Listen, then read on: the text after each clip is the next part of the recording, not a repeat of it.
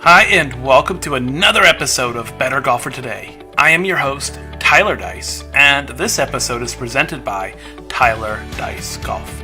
This is episode number 27, and today's main topic is going to be on knowing what to pay attention to play your best. As always, I'll be sharing what I am working on, and this week's tip of the week is on keeping your grip on the club. How to keep your hands on the club. So, that's what we're going to be talking about this week. But before we get started, I just want to say thanks for tuning in, and I'm happy you're taking the big step to improving your game by listening to my show. So let's not waste any more of your time and get started. So, this week's main topic is going to be on what to pay attention to play your best. And what I want to talk about this week are the things that you should be paying attention to. Because what happens is a lot of golfers that are actually serious about their game like to try and get as much information as possible about their game. Like tips and hints and tricks and all this other stuff to try and help them play better, right? I mean, that's not a bad idea, but there are things like information overload, and there's things like the wrong information can cause things to go awry really quickly. So I want to talk about the things that you should be paying attention to and the things that you kind of should ignore. Right off the bat, the most important thing you should pay attention to are the right stats. Not the wrong stats, the right stats. Knowing what stats are important and what stats are junk is a pretty big deal. Paying attention to the wrong stats can have a detrimental effect on your game. Stats like fairways and fairways in regulation, greens in regulation, those don't necessarily matter. They don't. They don't dictate how your score at all. You could hit 16 greens around and still shoot 80. And if you do that and you shoot 80, it doesn't tell you anything, right? It just tells you that you hit 16 greens in a round. Like, that doesn't matter. There's other stats that matter. Okay? So think about that for a second. You could be dedicating a lot of time and practice and effort to getting better, but if you practice the wrong things, you will actually get worse. So again, like if you have the wrong stats, you won't know what to do, or you'll be doing the wrong things and have no idea why you're not getting better. And I see stuff like this happen all the time. People want to work on their feet movement during the swing, or they don't like how their hand action is different than some player on tour, or why, say, a guy that's 5'7", 200 pounds, and he wants to swing like Adam Scott.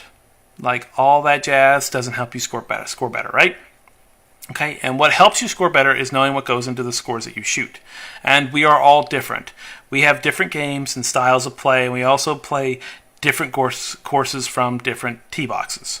So why would I tell you to do the same stuff I do? And I won't. Why would I give you the same practice routine I give anybody else? I won't. Why would I tell you to practice the same number of hours as everyone else?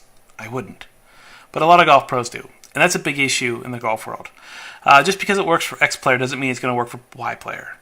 Get someone that treats you like the individual you are. Okay?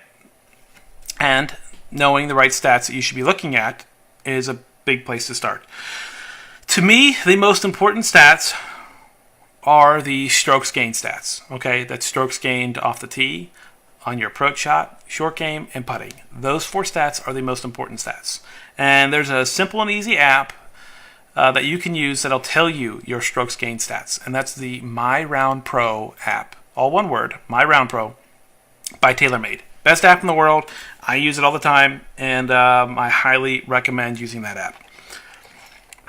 So use those stats to your advantage. Because again, if you're not using the right stats, like fairways and greens and, say, total putts and things like that, like up and downs, that doesn't tell the whole story, right?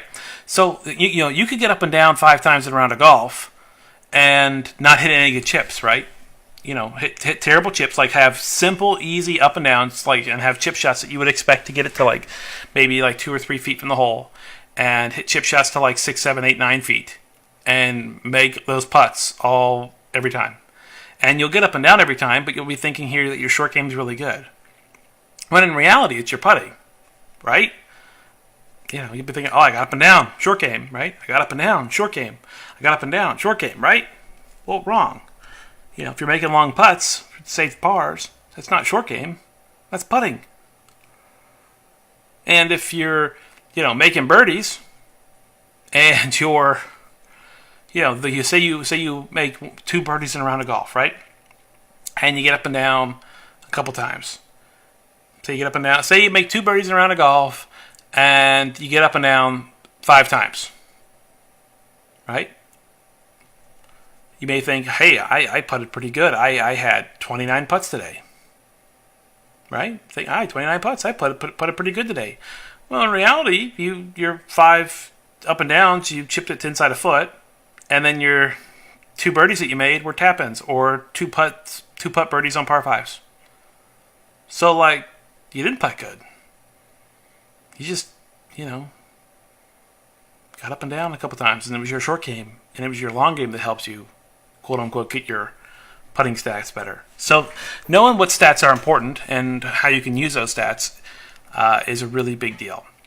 And again, if you look at the wrong stats, again, you could say, hey, I had 29 putts. I don't need to work on my putting. My putting's good. And again, that's not true. And that's where the strokes gained stats come into play. They tell you what's really happening, because it's not just a black and white stat. It's a stat that goes into the gray area, and there's some substance behind the stat. There's more than one layer to it, okay? And that's why I like the strokes gained stats so much, and that's why they're so important. And that's why when you watch golf on TV, they talk about the strokes gained stats all the time. Okay? And if you look at the 2018 British Open champion, you would know that as of right now, he's top 5 on tour, strokes gained tee to green. So, the strokes gained stats are pretty important. Okay? So, pay attention to the right stats. Another thing, moving on, another thing you should be paying attention to is you want to get instruction that makes sense with your game. Not all tips are created equal. Not every swing theory works for everyone. If someone says that their method can adapt to you, walk away. Just walk away. I'm serious. Just walk away. That sort of talk is crazy. Don't listen to it and just find someone else to work with. You want to get a swing and game help from someone who understands your game, understands how you play, understands how and where you want to get better. If your instructor isn't willing to play with you, isn't willing to watch you play, isn't willing to take the time to understand your game, they're just taking your money and wasting your time. There's a lot more to golf than hitting shots, and if anyone says any different, they are wrong. Golf is not just hitting shots. If it was just about hitting shots, Adam Scott would win every week, because he can hit any shot. He can curve it left, he can curve it right, he can hit dead straight, he can hit it a mile, he can hit soft shots. Okay? He can hit all the shots. And he can hit all the shots better than almost anyone. But how many wins does he have this year? None. How many wins does he have last year? None. How many top 10s does he have this year? That's right, silence. How many top 10s did he have last year? Yeah. If it was about hitting the shots, Adam Scott would win all the time. It's not. So working with someone that just wants to watch you hit golf balls, they ain't helping you play better. Because hitting golf shots is just a really small part of playing good golf. It's a really small part. A really tiny slice of the pie there, okay? So you also want to get instruction from a qualified instructor that knows your game. A quote-unquote qualified instructor doesn't mean they are a top 100 teacher. And if you want to learn something or you want to have a good laugh, Google how you get to be a top 100 teacher. It's a joke. A qualified instructor means you talked with them and vetted them yourselves to find out all the necessary information you needed to make an informed decision on who you wanted to work with. Just because your club has a director of instruction doesn't mean they are worth taking lessons from. That isn't a qualification for you to work with them. Okay? Just because they're there doesn't mean you need to work with them. Ultimately, you need to decide what is most important to you and see if the instructors you want to work with fit into that. There's a lot of really, really good golf instructors out there. A lot. And a lot of those golf instructors really care about helping golfers play better. They do. A lot of them do. But you know what? But there's still a lot of them out there where it's just a job. It's just a paycheck. There's no passion there. They're not trying to make the golf world better. And that's the truth, okay? And so you need to be able to recognize that. You need to know that going into things, okay? Another thing to focus on is I'm not a big fan of swing overhauls. I'm not. So no swing overhauls. And I see swing overhauls attempted way too often. The idea that you need to overhaul a swing to be competitive is ludicrous. There isn't some magic swing formula that makes you into some amazing golfer. I've seen a lot of players with great swings that don't score well. Stick to maximizing what you already do well and eliminate those big numbers. That will help you get the score down in a hurry. You know, something like that is, when I wrote that, I had a couple of swings in mind. I had a swing of Dustin Johnson. I had a swing of Brooks Koepka. I had a swing of Jim Furyk. Those three guys were in my mind when I wrote that. Because I know that if someone tried taking their swings and overhauling them, they would not be where they are today. They wouldn't. They would not. And Brooks Koepka, again, I'm recording this podcast in July 2018, and Brooks Koepka just won the U.S. Open in June. Back-to-back U.S. Opens, actually. And Brooks Koepka took a lot of the beginning of this year off because of a wrist injury, which is not a very easy injury to come back from him. The most recent guy to have a serious wrist injury and pretty good golfer was Trevor Immelman, who, you know, may have won a Masters. He can't even play golf anymore after his wrist injury. He's so bad. Brooks Koepka came back and won a freaking U.S. Open. And you know what he said? You know what he said after he won his U.S. Open? Because they asked him about his wrist injury, and they asked him about his game. They said, hey, don't you think you were rusty going into the U.S. Open? He said, no. He goes, I swing the club now how I've always swung it. You know, I play golf the same way now as I've always played it. I do the things well that I always do well. And I had a lot of confidence going into the U.S. Open. More confidence than anybody else. That's something to say right there.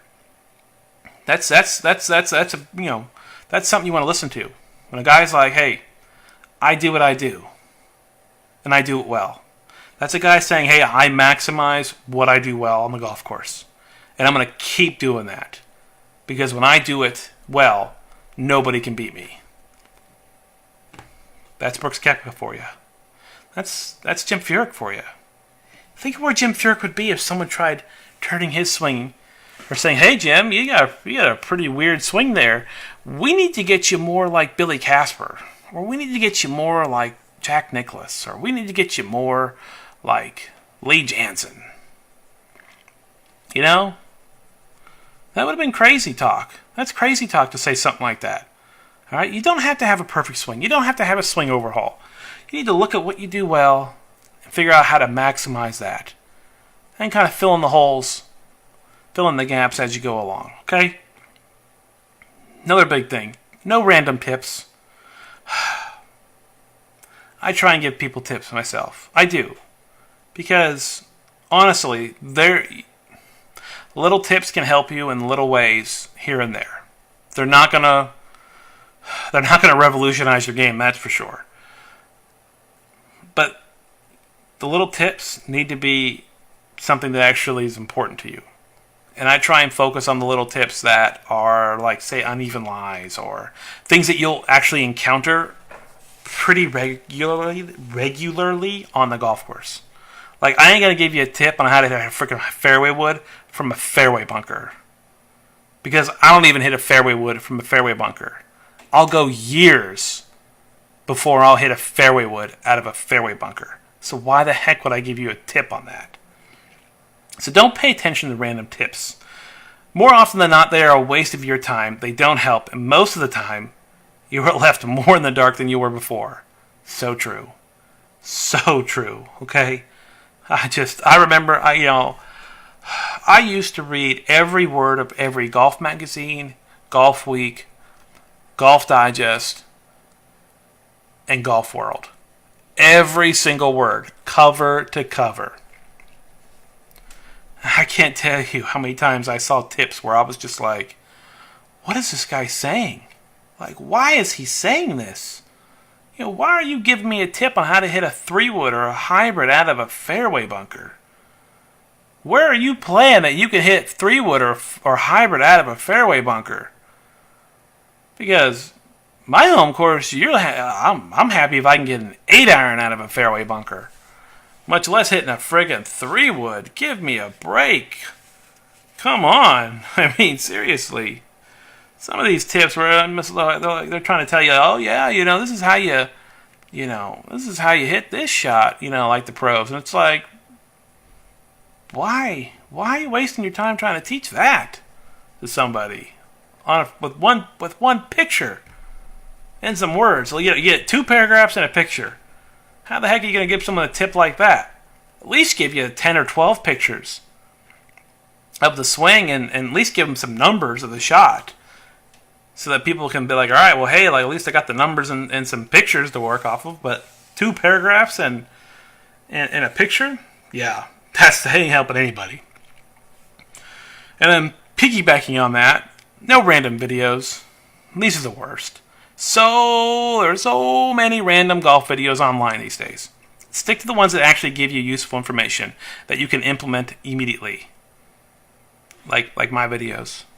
I do videos like that. Like how changing ball position can help you take off or add a few yards to a shot. We all have stock shots, and knowing how to easily change how far the ball flies with a simple change in ball position can help you on a few shots around at least. That's me. I have a video like that. Wouldn't it be nice if your stock wedge was, say, 60 yards, and then by changing ball position you could hit it 57 yards or 63 yards?